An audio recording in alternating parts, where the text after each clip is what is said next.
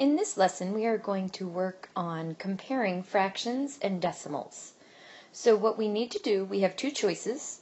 One is to put both numbers in fraction form, or the other is to put both numbers in decimal form.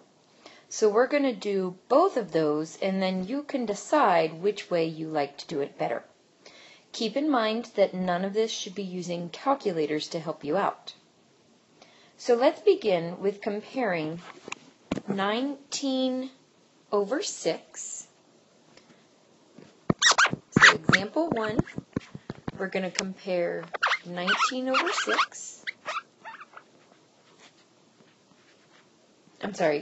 16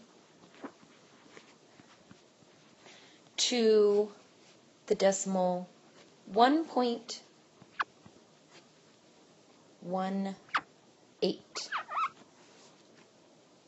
Alright, so what we need to do is we need to take the 19/16 and we are going to convert that to decimal form, which is what the first lesson was about. So I'm going to take this 19/16 and I'm going to rewrite it as 19 divided by 16. So remember that the 16 goes on the outside because the denominator goes on the outside and the numerator goes on the inside. So let's put our decimal point and add some zeros, and we may need to add some more zeros there. So the first thing I'm going to do is ask how many times does 16 go into 19? It goes in one time. So I multiply 1 times 16, put the result down here and subtract. 19 minus 16 is 3, and then we drop down the 0. We ignore the decimal point since I already put it above the division sign. Now I ask how many times does 16 go into 30? Well, 16 times 2 is 32, so that's too big, so it must only go in one time. So subtract 16 from 30. 30 minus 16 is 14. And then we drop down another 0. Now this might take you a little bit of time to figure out. You want to figure out how many times 16 goes into 140. Now I'm going to save us some time and go ahead and do this, but you would want to actually figure it out when you have to do these on your own. Keep in mind no calculators are allowed, and 16 times 8 is 128. So it goes in 8 times. So we put 128 down here and subtract. And 140 minus 128 is 12. So we need to continue on, bring down the 0. And again, this might take you a little bit of time to do on your own, but 16 goes into 120 7 times, and 7 times 16 is 112. So we subtract there. 120 minus 112 is 8. I need another 0 here, so I drop it down. And then I figure out how many times 16 goes into 80. 16 does go into 80 evenly, 5 times. 5 times 16 is 80. So when we subtract, we get 0, and that means I have figured out the decimal equivalent to 19 over 16.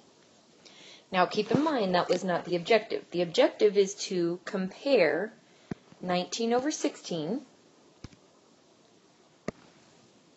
to 1.18. So since I have 19 over 16 being equivalent to 1.1875, and over here I have 1.18, I can now compare. What I want to do is, since I have 4 place values after the decimal, I'm going to put 4 place values after the decimal over here and add in the blank ones the zeros. So that makes it a little bit easier to compare.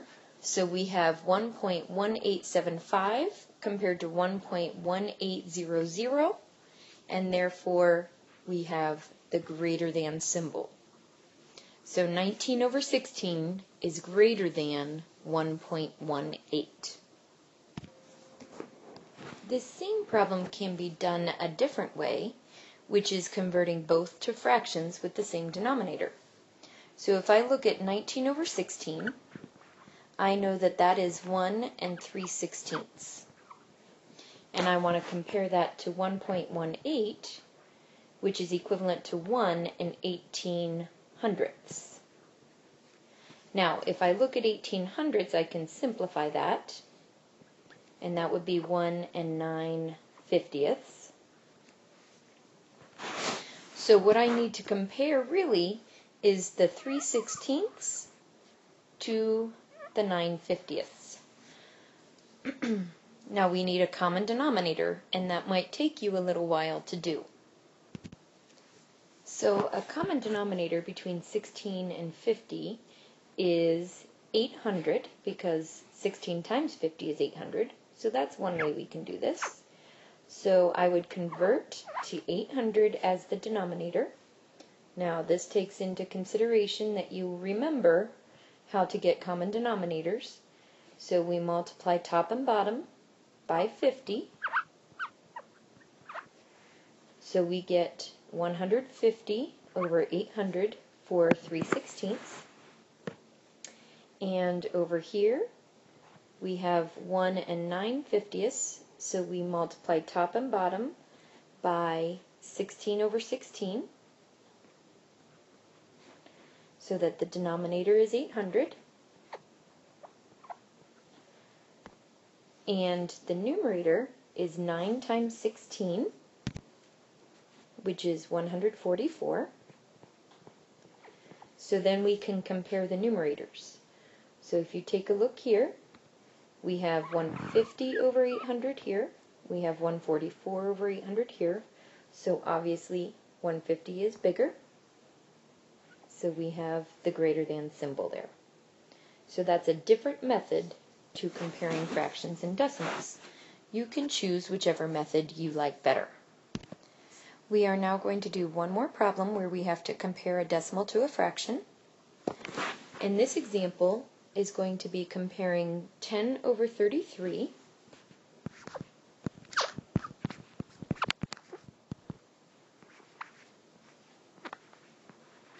to 0.3. Okay, so I'm going to use the first method where I convert 10 over 33 to a decimal. So 10 over 33 is the same as 10 divided by 33, which means the 10 goes inside the box and the 33 goes outside the box. Put your decimal up top and then work on the division. So how many times does 33 go into 10? It doesn't. So then we ask how many times 33 goes into 100, and that goes in 3 times, because 3 times 33 is 99. So we subtract there. 100 minus 99 is 1. So we drop down the 0.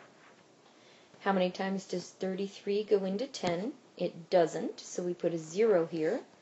And this is the part that you need to remember. You need to do 0 times 33, which is 0. Subtract, we get 10, and we drop down another 0. Then we ask how many times 33 goes into 100. We just did that up above. It went in 3 times. So we put 99 down here because 3 times 33 is 99. Subtract, we get 1. Add another 0 and drop it down. 33 doesn't go into 10, so we put a 0 here. And we should notice that we have this pattern going on where we subtract here, we get 100 when I drop down another 0. So we can see that there is this pattern. So 10/33 is equivalent to 0.30 repeating. Now how does that compare to 0.3?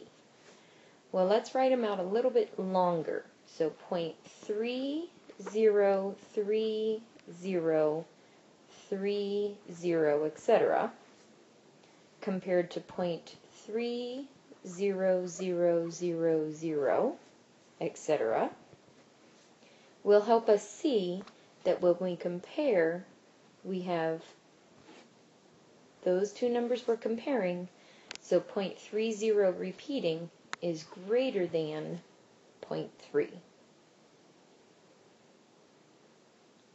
That is one method to do. I am not going to explain the second method, but if you like the second method better, go ahead and do it that way, where you convert 0.3 to a fraction and then get common denominators.